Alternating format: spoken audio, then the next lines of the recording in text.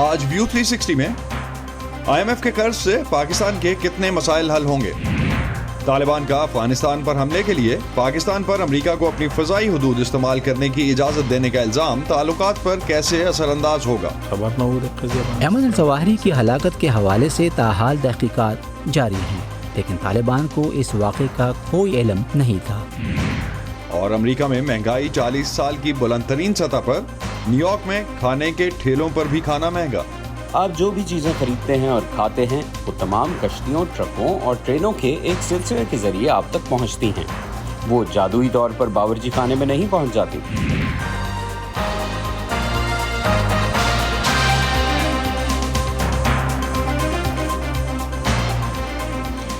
Voice of America کے Washington studios میں آپ سب کو خوش آمدید۔ آپ دیکھ رہے ہیں پروگرام ویو 360 اور میں ہوں اسد اللہ خالد۔ عالمی مالیاتی ادارے IMF نے کل بالآخر پاکستان کے لیے اپنے پروگرام کی 7ویں اور 8ویں قسط جاری کرنے کی منظوری دے دی۔ پاکستان کے مرکزی بینک کے مطابق 1 ارب 10 کروڑ ڈالر اگلے 6 دن میں پاکستان کے خزانے میں پہنچ جائیں گے۔ اس رقم کے لیے پاکستان نے گزشتہ چند ماہ میں عالمی مالیاتی ادارے کی کڑی شرائط پر عمل کرتے ہوئے کچھ نئے اور کچھ اضافی ٹیکسز لگانے کے علاوہ توانائی کے شعبے میں دی جانے والی سبسڈیز کو بھی ختم کر دیا تھا۔ اب جبکہ IMF نے اس قرض کی منظوری دے دی ہے، پاکستان کی مشکلات کس حد تک حل ہو سکیں گی، اس پر بات کرتے ہیں ماہر معاشیات ثاقب رضاوی اس وقت ہمارے ساتھ ہیں۔ ڈاکٹر رضاوی، پاکستان کے لیے یہ فنڈز کتنے عرصے کے لیے کافی ہوں گے؟ کیونکہ جس طرح کی پیمنٹس پاکستان کی ڈیو ہیں اگلے کچھ عرصے میں، اور اس رقم کے خزانے میں آنے سے کون سے مسائل حل ہو سکیں گے؟ معیشت پر کیا اثر پڑے گا اس کا؟ کس طرح سے دیکھتے ہیں آپ؟ شکریہ اسد۔ یہ دیکھیں، یہ ایک شارٹ گیپ ارینجمنٹ ہے۔ آپ نے دیکھا ہوگا کہ پاکستان کے ریزروز ڈکلائن کر رہے تھے، ایکسچینج ریٹ جو تھا وہ ڈپریشیٹ ہو رہا تھا، اور مارکیٹ جو تھی وہ انتظار کر رہی تھی کہ IMF کا پروگرام جو ہے وہ فارملی ریوائیو ہو جائے۔ تو یہ وہ پروگرام ریوائیو ہو گیا ہے، جس سے پاکستان کی حکومت کو ایک اچھی خاصی بریتھنگ سپیس مل گئی ہے۔ آپ کو معلوم ہے کہ IMF کے پروگرام کے اپنے پیسے جو آلموسٹ 1.2 بلین ڈالر ہیں، اس کے ساتھ ریلیٹڈ اور ڈونرز کے بھی پیسے شامل ہوتے ہیں۔ تو حکومت کو ایک کافی بڑی ریلیف ملی ہے، ایٹ لیسٹ فار ناؤ۔ تو عالمی مالیاتی ادارے کے پروگرام کے علاوہ جس طرح سے آپ نے مینشن کیا، سعودی عرب اور چند خلیجی ملک جو ہیں وہ پاکستان میں سرمایہ کاری کا وعدہ کر چکے ہیں، اور جو ہم فنڈز دیکھ رہے ہیں تقریباً کچھ 14 ارب ڈالر کی اماؤنٹ بنتی ہے، اگر اس میں رول اوورز بھی اگر ہم شامل کر لیتے ہیں۔ لیکن بنیادی مسائل تو ابھی بھی حل طلب ہیں۔ کیا یہ اقدامات آپ سمجھتے ہیں کہ کوئی طویل مدتی بنیادوں پر معاشی مسائل حل کرنے کے لیے ایک ڈائریکشن دے سکیں گے؟ دیکھیں، اس وقت جو حکومت جس پریشر میں ہے یا معیشت جس پریشر میں ہے، اس میں یہ ریلیف جو ہے یہ بہت امپورٹنٹ ہے۔ لیکن یہ بات آپ کی درست ہے، اگر آپ جو سوال ہے آپ کا، کہ یہ لانگ ٹرم سلوشن نہیں ہے۔ لانگ ٹرم سلوشن یہی ہے کہ پاکستان کی اپنی پیداوار بڑھے اور وہ ایسی چیزیں پروڈیوس کریں جو باقی دنیا کنزیوم کرنا چاہے، ایکسپورٹ بڑھے اور اس سے وہ فارن ایکسچینج کمائیں۔ فی الحال جو پاکستان کے ساتھ ہو رہا ہے وہ یہ ہے کہ ان کے main sources of foreign exchange بس اب 3 رہ گئے ہیں۔ ایک ریمیٹنسز ہیں، ایک بوروئنگ ہے، اور کچھ ایکسپورٹس ہیں۔ تو اصل پرائرٹی یہ ہونی چاہیے کہ اب معیشت اس طرح آرگنائز کی جائے کہ ایکسپورٹس بڑھیں، جس سے غیر نان ڈیٹ فارن ایکسچینج حاصل کیا جا سکے۔ تو IMF کا پروگرام ہمیشہ کوئی مکمل یا لانگ ٹرم سلوشن نہیں ہے۔ یہ حکومت کو مہلت دیتا ہے کہ وہ اپنے پالیسیز کو اور اکانومی کو آرگنائز کریں۔ تو سیلاب اور بارشوں کی وجہ سے بھی وزیر خزانہ نے کہا کہ تقریباً 10 ارب ڈالر کا نقصان ہو سکتا ہے۔ پلاننگ کی جو منسٹر ہیں، پلاننگ کے وفاقی وزیر، ان کا بھی یہی کہنا تھا کل وائس آف امریکہ سے بات کرتے ہوئے۔ تو ماحولیاتی تبدیلیاں تو شاید آگے مشکلات کو اور بڑھائیں گی، تو پاکستانی عوام کے مسائل تو آسانی سے حل ہونے والے نہیں لگتے اس پورے قصے میں۔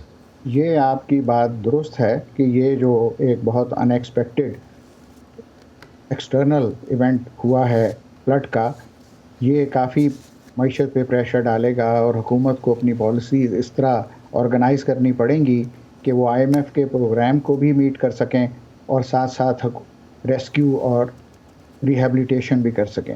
یہاں میں یہ بتا دوں کہ آپ نے نوٹس کیا ہوگا کہ IMF کے سے جو پریس ریلیز ایشو ہوا ہے اس میں فلڈ کا کوئی ذکر نہیں ہے۔ تو اس کا مطلب یہ ہے کہ یہ جو پروگرام ریوائیو ہوا ہے، یہ بیسیکلی اس حکومت کی ایگزسٹنگ پرفارمنس پہ ہوا ہے، اور آگے جاتے ہوئے جب 9th ریویو ہوگا. ڈاکٹر صاحب ایک چیز کوئکلی، میرے پاس 30 سیکنڈ ہے، میں چاہوں گا اگر آپ اس کا جواب دے سکیں. اگلے سال کی پروجیکشنز جو IMF کی اسی پریس ریلیز کا جس کا آپ حوالہ دے رہے ہیں، اس میں ٹیکسز کی پرفارمنس میں ٹیکسز کے جو ٹارگٹ رکھا گیا ہے وہ 50% زیادہ ہے، وہ کیسے پورا کریں گے؟ دیکھیں یہ جو ٹارگٹس ہیں یہ فلڈ سے پہلے رکھے گئے تھے، اور جب 9th ریویو ہوگا تو IMF کا سٹاف یہ جو خرچے فلڈ کی وجہ سے ہوئے ہیں ان کو ضرور کنسیڈر کرے گا.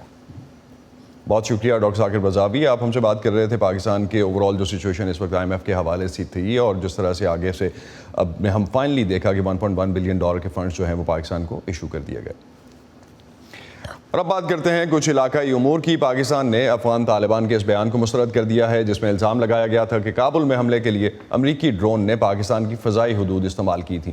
پاکستان کے دفتر خارجہ کی طرف سے جاری ہونے والے بیان میں کہا گیا کہ شواہد کے بغیر قیاس آرائیوں کی بنیاد پر اس طرح کے الزامات عائد کرنا مایوس کن ہے. افغانستان کے قائم مقام وزیر دفاع ملا یعقوب مجاہد نے اتوار کو کابل میں میڈیا سے بات کرتے ہوئے کہا تھا کہ افغانستان کے خلاف کارروائیوں کے لیے پاکستان امریکہ کو اپنی فضائی حدود کے استعمال کی اجازت نہ دے. اس پر امریکہ سے کیا رد عمل آ رہا ہے جانتے ہیں ارم عباسی سے جو کیپٹل ہل سے ہمیں جوائن کر رہی ہیں. ارم، سرکاری طور پہ کوئی رد عمل آیا ہے امریکہ سے اس پر؟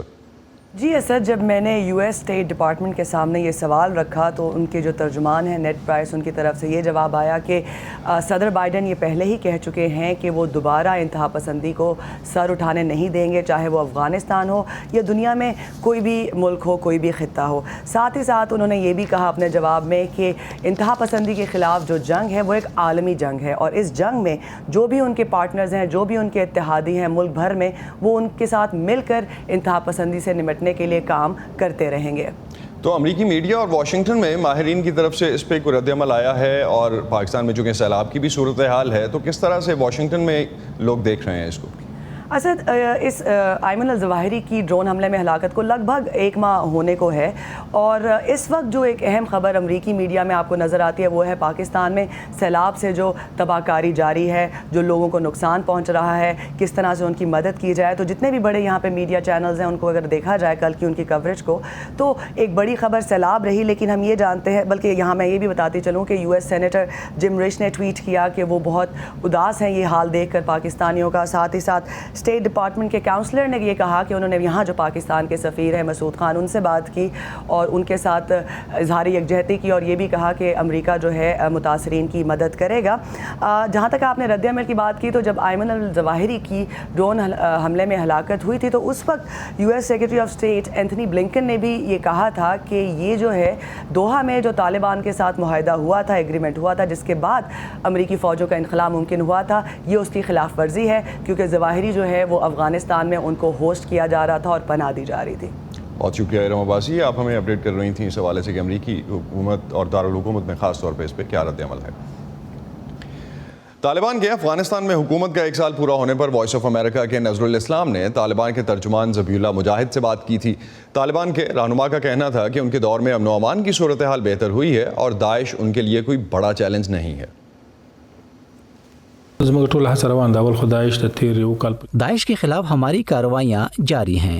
1 سال میں 1200 سے زائد داعش کے جنگجو گرفتار ہوئے، تقریباً 600 مارے گئے اور ان کے 200 مراکز کو تباہ کیا گیا.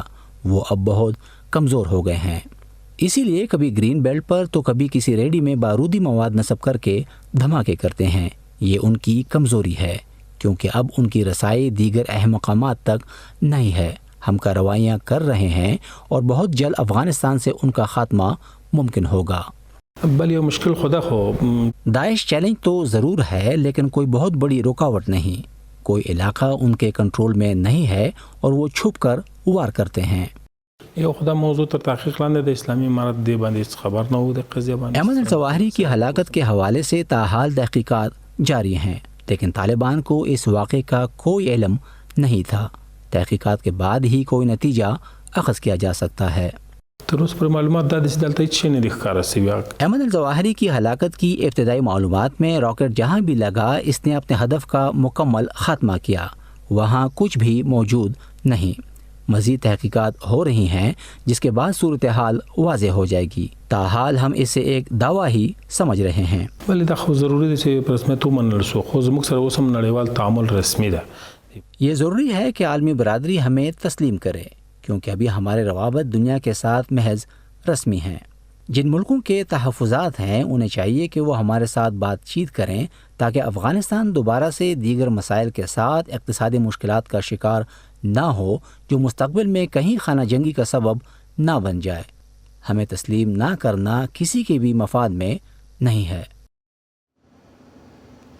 Kamran Bukhari Washington based think tank New Lines Institute کے ڈائریکٹر ہیں، ان سے اس حوالے سے مزید بات کرتے ہیں. طالبان جس طرح کا طالبان کی طرف سے کامران رد عمل رہا ہے، اور خاص طور پہ ابھی جب ہم دیکھتے ہیں کہ ملا یعقوب نے یہ مناسب سمجھا کہ وہ ایک پریس کانفرنس کریں اور یہ خاموشی سے پاکستان سے بات نہ کی جائے، یہ اقدام پاکستان اور افغان طالبان کے درمیان تعلقات کے بارے میں کیا بتاتا ہے؟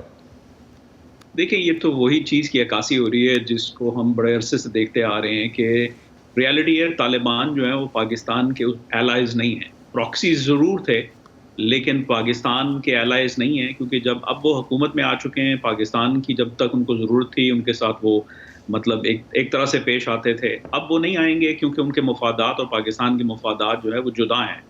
اور یہ چیز پاکستان کی حکومت ریاست کو سمجھنی چاہیے تھی کہ یہ ہونے والی ہے. کم از کم جو ہے مطلب باقی دنیا میں یعنی تجزیہ نگاری کی دنیا میں اور جرنلزم کی دنیا میں تو یہ بات جو ہے سب کو پتہ تھی کہ یہ ایک دن آئے گا کہ جو ہے طالبان بھی جو ہے وہ پاکستان کا اس طریقے سے کہا نہیں مانیں گے کہ جس طریقے سے کسی زمانے میں جو ہے پاکستان کے جو حکم ہیں احکامات ہیں ان کو فالو کرتے تھے. تو یہ تو کوئی حیرت کی بات نہیں ہے. اور خاص طور پہ اگر ہم اس کو اس اینگل سے بھی دیکھیں کہ ملا یعقوب کی طرف سے یہ پریس کانفرنس کی جانا، اور چونکہ حقانی نیٹ ورک خاص طور پہ پاکستان کے حوالے سے جو بات رہی، پاکستان کو اکثر اس پہ بلیم کیا جاتا ہے، تو اس کو کچھ آپ ڈفرینٹ ڈائریکشن سے دیکھتے ہیں، اس کو زیادہ امپورٹنس اس وجہ سے بھی ملتی ہے؟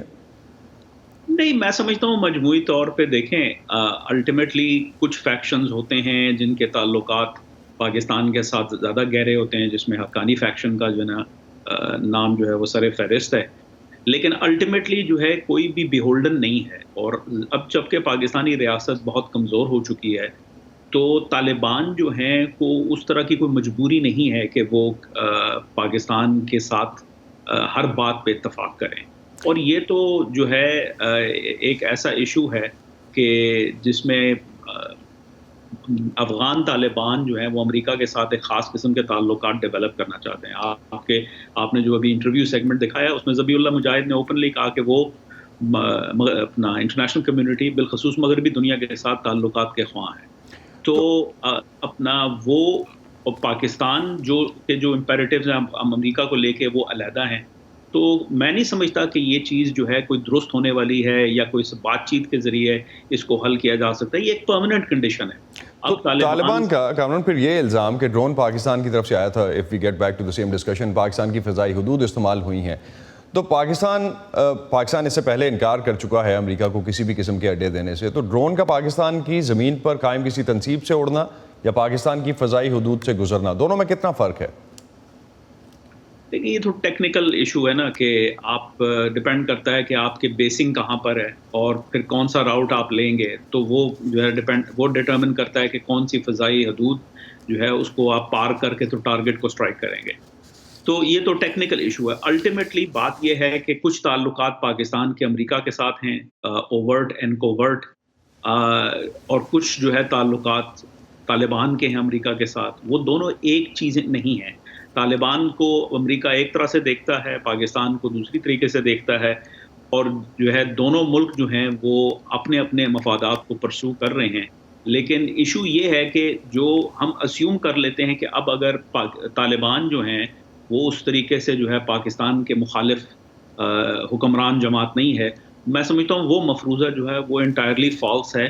یہ جو ہے پرو اور اینٹی جو ہے پاکستان کا جو اپنا جو مفروضہ ہے، جو لینز ہے، یہی غلط ہے. کیونکہ دیکھیں الٹیمیٹلی وہ اپنے مفاد کو فالو کریں گے چاہے وہ اس کو کس طریقے سے ڈیفائن کریں. پچھلی حکومت بھی کرتی تھی، اب بھی یہی کرتے ہیں، اور ڈیورنڈ لائن کو وہ بھی تسلیم نہیں کرتے اور یہ بھی تسلیم نہیں کرتے. تو اگر ہم ایک مہینہ ہو چکا تقریباً اب آلموسٹ، اگر ہم دیکھتے ہیں ایمن الظواہری کی ہلاکت کے بعد، تو امریکہ کے اتحادیوں کے ساتھ، تو امریکہ اور اس کے اتحادیوں کے ساتھ انفیکٹ طالبان کے ساتھ جو روابط ہیں ان پر آپ سمجھتے ہیں ان تعلقات پر کیا اثر پڑا ہے اس ایک مہینے میں؟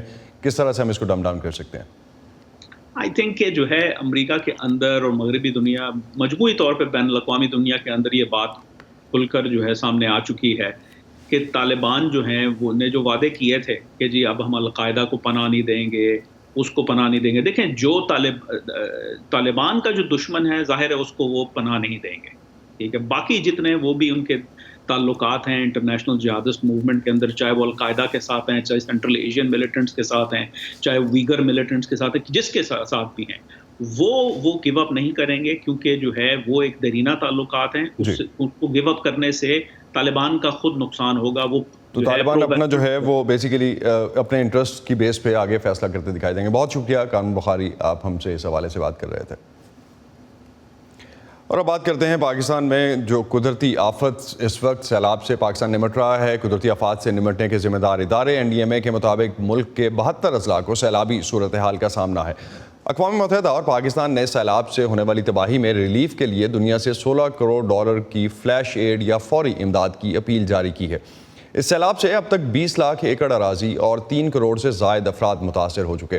دوسری فصلوں کے علاوہ کپاس کی فصل کو بھی شدید نقصان پہنچا ہے. کاشتکاروں کے مطابق انہیں کپاس کی کاشت پر فی ایکڑ 50,000 روپے کا نقصان اٹھانا پڑ سکتا ہے. پاکستان میں کپاس کی ضرورت کا 30% سندھ جبکہ 70% پنجاب پورا کرتا ہے، لیکن اس سال ہونے والی مسلسل بارشوں سے ملک میں کپاس کی پیداوار میں لاکھوں گانٹھوں کی کمی کا خدشہ ہے. نظر الاسلام کی رپورٹ. جنوبی پنجاب کے علاقہ مبارک پورہ سے تعلق رکھنے والے کاشتکار محمد ارشد بشیر کا خاندان کئی دہائیوں سے کپاس کی کاشت سے منسلک ہے. اس سال انہیں فی ایکڑ 50 من پیداوار کی توقع تھی، تاہم ملکی بارشوں اور سیلاب کے باعث کپاس کی فصل کو بھی شدید نقصان پہنچا ہے. محمد ارشد کے مطابق کھیتوں میں پانی کھڑا ہونے کے باعث نہ صرف کپاس کے ٹینڈے کو نقصان پہنچا بلکہ مختلف بیماریاں بھی فصل پر حملہ آور ہوئیں. جب زیادہ گرمی ہو پھر سفید مکھی ہمیں کنٹرول ہونے میں نہیں آتی، فنگس کی بیماری آ جاتی ہے وہ کنٹرول ہونے میں نہیں آتی. تو بارشوں میں ہمیں مطلب زیادہ پرابلم گھاس کا رہا ہے اور فصل پہ کوئی پھل نہیں رہا، کپاس کا کوئی پھل نہیں رہا. اس وقت فارمر کو 1 ایکڑ سے نہ تقریباً نقصان آ رہا ہے، 50-55 ہزار کا نقصان آ رہا ہے. عامر شاہ بھی گزشتہ 20 سال سے کپاس کاشت کرتے آ رہے ہیں، مگر حالیہ بارشوں کے باعث ان کی فصل بری طرح متاثر ہوئی ہے. علاقہ یہ سب غریب لوگ ہیں یہاں پہ، تو کوئی نظام ایسا نہیں ہے کہ یہ کوئی اس کے ساتھ کیا جائے. ہمارا تو یہی ہے کہ اس کے کپاس ہوتی ہے، اس میں شادیاں خوشیاں غمیاں علاقے میں آنا جانا اسی فصل کے ساتھ ہی ہے. اس صورتحال سے کھیتوں میں کام کرنے والے مزدور بھی متاثر ہو رہے ہیں. کپاس کی فصل کو بیشتر علاقوں میں خواتین ہی چنتی ہیں. پیداوار میں کمی کا مطلب ہے ان خواتین کے روزگار میں کمی. کپاس ختم ہو گئی ہے، مالک کو بھی نقصان، کپاس چننے والوں کو بھی نقصان. سارا دن چنتے ہیں، 2 یا 5 کلو کپاس ہوتی ہے، ہمت ختم ہو جاتی ہے. مزدور کو تو کچھ نہیں ملتا. کپاس اگر ہو تو چنے، اب ہے ہی نہیں، غریب کو کیا ملے گا. ماہرین کے مطابق کپاس کی کل ملکی ضرورت کا 30% سندھ جبکہ 70% صوبہ پنجاب پوری کرتا ہے. پاکستان کاٹن جنرلز ایسوسی ایشن کے صدر سہیل محمود حل کا کہنا ہے کہ حالیہ چند سالوں میں کاشتکاروں کا کپاس کے بجائے گنے اور چاول کی فصل کاشت کرنے کا رجحان نہ صرف کسان بلکہ ملک کے لیے بھی بہتر نہیں ہے، کیونکہ ان فصلوں کو پانی کی بہت زیادہ ضرورت ہوتی ہے اور پاکستان میں زیر زمین پانی کی سطح تیزی سے نیچے جا رہی ہے. ایسے میں ملک کو درپیش معاشی چیلنجز کا ایک حل کپاس کی پیداوار کی بہتری بھی ہے. کاٹن وہ کراپ ہے جو آل ٹوگیدر فائبر بھی دیتا ہے، اینیمل فوڈ بھی دیتا ہے، فوڈ سیکورٹی کو بھی کور کرتا ہے، پھر آپ کو برننگ کے لیے سٹکس بھی دیتا ہے جس سے آپ کھانا بھی بناتے ہیں، آپ اپنے بھٹوں میں بھی جلاتے ہیں، فیکٹریوں میں بھی جلاتے ہیں. اور ایڈیبل آئل تو آبویسلی جس کی $7 ارب کی امپورٹ ہے اس کے بل میں بھی بیلنس کرنے میں مدد ملے گی. محمد ارشد بشیر نے کپاس کے ساتھ ساتھ مکئی کی فصل بھی کاشت کی ہے جو خوش قسمتی سے تاحال سیلاب کی تباہ کاریوں سے محفوظ ہے، لیکن نہر میں پانی کی مقدار بڑھنے کے باعث ان کی زمین کا فاصلہ نہر سے کم ہی رہ گیا ہے اور یہی خوف انہیں پریشان کیے جا رہا ہے. دوسری جانب ماہرین کا کہنا ہے کہ اس سال پاکستان میں کپاس کی فصل کا تخمینہ 1.5 کروڑ گانٹھیں لگائی گئی تھیں، لیکن بارشوں کے باعث اب خدشہ ظاہر کیا جا رہا ہے کہ ملک کی ٹیکسٹائل صنعت کی ضرورت کو پورا کرنے کے لیے 80 لاکھ گانٹھیں درآمد کرنی پڑیں گی۔ نظر الاسلام، وائس آف امریکہ، ملتان۔ اور پروگرام کے آخر میں اب بات کرتے ہیں کچھ امریکی معیشت کی۔ امریکہ میں مہنگائی کی شرح گزشتہ 40 سالوں کی بلند ترین سطح پر ہے۔ ایک طرف امریکی منڈیوں میں کساد بازاری کے بادل منڈلا رہے ہیں، دوسری طرف بڑی کمپنیاں جو ہیں ان کے منافعوں میں مسلسل اضافہ ہو رہا ہے۔ اس صورتحال کا بوجھ لیکن چھوٹے کاروباروں پر زیادہ پڑ رہا ہے، خاص طور پر نیو یارک کے ان کھانے کے ٹھیلوں یا اسٹریٹ فوڈ جوائنٹس پر جو سستے کھانے کے لیے مشہور تھے۔ مزید جانتے ہیں وائس آف امریکہ کی اس رپورٹ میں۔ اگر آپ امریکہ آئیں تو دیکھیں گے ہم خوراک کی وجہ سے شہرت رکھتے ہیں، ہم اپنی خوراک سے محبت کرتے ہیں۔ دنیا میں کم ہی جگہیں ایسی ہیں جو کھانے پینے کے تنوع میں نیو یارک شہر کا مقابلہ کر سکیں، جہاں تقریباً ہر گلی کے کنارے پر ریسٹورانٹ اور کھانے کے سٹینڈ موجود ہیں۔ اب عالمی سطح پر افراط زر کے نتیجے میں دنیا کے مہنگے ترین شہروں میں سے ایک نیو یارک میں خوراک کی قیمتیں آسمان کو چھونے لگی ہیں۔ ایک ایپناڈا کی قیمت $3 سے بڑھ کر $4.5 تک پہنچ گئی ہے اور یہ انتہا ہے۔ یہ واقعی مضحکہ خیز ہے۔ ایمپناڈا سبزی یا گوشت بھرے پیٹیز سے ملتی جلتی چیز کو کہا جاتا ہے۔ امریکی محکمہ زراعت کے کنزیومر پرائس انڈیکس کے مطابق گزشتہ ایک سال میں اشیاء خوردونوش کی قیمتوں میں 10% سے زیادہ اضافہ ہوا ہے، جبکہ افراط زر 40 سال کی بلند ترین سطح پر ہے۔ نیو یارک شہر کے ایل ٹورو روہو فوڈ ٹرک جیسے دکانداروں نے بھی مجبوراً اپنی قیمتیں بڑھا دی ہیں۔ ہم کافی پریشان ہیں کیونکہ ہم اپنے وفادار صارفین کو کھونا نہیں چاہتے جو پچھلے 5 سالوں سے ہمارے ساتھ ہیں، اس لیے ہمیں ایسا کرنے سے پہلے 3 بار ضرور سوچنا پڑے گا۔ گزشتہ اکتوبر سے اس سال جون تک ایل ٹورو روہو کے مالکان نے ایک بوریٹو کی قیمت میں $1.50 کا اضافہ کر کے اس کی قیمت $13.5 کر دی ہے، اور اس میں مزید اضافہ بھی ہو سکتا ہے۔ آپ جو بھی چیزیں خریدتے ہیں اور کھاتے ہیں وہ تمام کشتیوں، ٹرکوں اور ٹرینوں کے ایک سلسلے کے ذریعے آپ تک پہنچتی ہیں۔ وہ جادوئی طور پر باورچی خانے میں نہیں پہنچ جاتی۔ سامان کی نقل و حمل کے لیے استعمال ہونے والے ڈیزل ایندھن کی قیمت میں گزشتہ سال 66% اضافہ ہوا ہے۔ یہ بائیڈن کا لایا ہوا افراط زر نہیں ہے، یہ پوٹن کی وجہ سے بھی نہیں ہے، بلکہ بنیادی طور پر یہ کووڈ کی وجہ سے ہے۔ ڈینس اپریزا کا کہنا ہے کہ وبا کے بعد سے ان کے اسٹریٹ فوڈ کے کاروبار میں مجموعی طور پر 15% کمی ہوئی ہے، جبکہ اجرت، ٹیکس اور قیمتوں میں اضافہ ہوا ہے۔ انہوں نے کسٹمرز کو بیچے جانے والے کھانے کی اشیاء کی مقدار کو کم کر کے، کھانا کم سٹور کر کے اور بڑی تقریبات کے لیے کھانے کی کیٹرنگ کا کام بڑھا کر اپنے اخراجات کو کم کیا ہے۔ اب ہم اسے کسی تیسرے فریق سے خریدنے کے بجائے خود صبح 3 یا 4 بجے اٹھ کر بازار سے براہ راست تازہ چیزیں خرید رہے ہیں تاکہ اس بات کو یقینی بنا سکیں کہ ہمیں مارکیٹ کے بہترین دام پر سودا ملے۔ ماہرین کا کہنا ہے کہ دنیا بھر میں کووڈ کے باعث پابندیوں نے طلب اور رسد میں خلل ڈالا، اور یوکرین کے خلاف روس کی جنگ نے اس طرح کے کاروباروں کو متاثر کرنے والے مسائل میں اہم کردار ادا کیا۔ 16 اگست کو صدر بائیڈن نے افراط زر میں کمی کے ایکٹ 2022 پر دستخط کیے تاکہ نسخے کی ادویات، صحت کی دیکھ بھال اور توانائی کے اخراجات کو کم کرنے میں مدد مل سکے۔ لیکن پینسلوینیا یونیورسٹی کی ایک تحقیق میں کہا گیا ہے کہ اس کے نتیجے میں تقریباً 5 سالوں میں سالانہ افراط زر میں صرف 0.1% کمی ہوگی۔ ہمیں آئندہ 1 یا 2 سال تک ان دشوار حالات سے گزرنا ہوگا جب تک کہ قیمتوں میں استحکام نہیں آ جاتا۔ کچھ ماہرین تجویز کرتے ہیں کہ زیادہ مہنگے ریسٹورانٹس میں قیمتیں بڑھنے سے ایل ٹورو روہو جیسے دکانداروں کو فائدہ ہو سکتا ہے، کیونکہ ہو سکتا ہے کہ صارفین فاسٹ فوڈ کھانا کھانے کا انتخاب کرنا شروع کر دیں۔ کیت کوسنسکی کے ساتھ فائزہ بخاری، وائس آف امریکہ۔ اسی پہ ختم کرتے ہیں آج کا ویو 360۔ اسٹے سیف اور پاکستان اور خطے سمیت دنیا بھر کی اہم خبروں اور دلچسپ معلومات کے لیے آپ آ سکتے ہیں ہماری ویب سائٹ urduvoa.com پر۔ یہ سارا کانٹینٹ آپ کو ملے گا ہمارے سوشل میڈیا پلیٹ فارمز پر بھی، facebook.com/VOA Urdu، یوٹیوب پر ہمارا چینل ہے VOA Urdu کے نام سے، اور ٹویٹر انسٹاگرام پر ہمارا ہینڈل ہے @VOA Urdu۔ اب تک کے لیے اتنا ہی۔ اسد اللہ خالد کو اجازت دیجیے، خدا حافظ۔